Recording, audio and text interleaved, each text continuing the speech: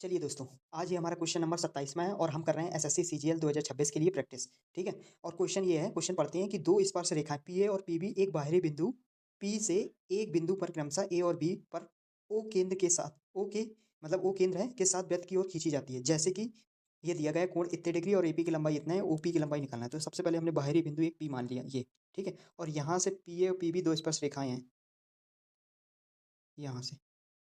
इसको यहाँ पे P मानो, ठीक है? P ये है, ठीक?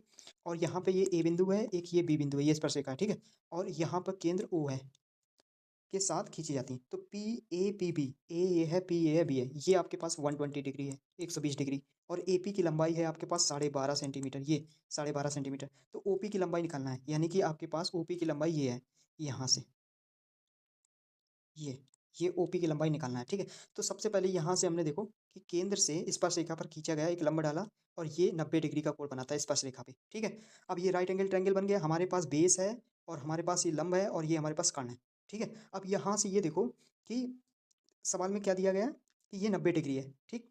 अगर ये 90 डिग्री है, तो ये पूरा कितना बन जाएगा हमारे पास इतना आधा 60 डिग्री क्योंकि 2 स्पर्श रेखाएँ और बराबर रेखाएँ हैं, तो हमेशा 120 तो एंगल बाइसेक्टर करेगा यानी कि 2 बराबर कोणों में बाँट देगा। ये 60 डिग्री है तो हमारे पास ये कितना बचा? ये 30 डिग्री बचा, ठीक है?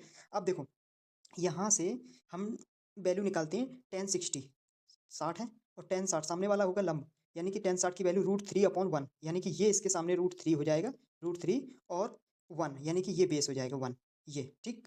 अब ये देखो कि तुम्हें निकालना क्या है ओपी, ओपी यानी कि ओ ये है और पी ये है, यानी कि ओपी निकालना है। तो देखो ट्रिपलेट में राइट एंगल ट्रायंगल में ये 1 है, ये √3 है, तो ये लंबाई कितनी आ जाएगी?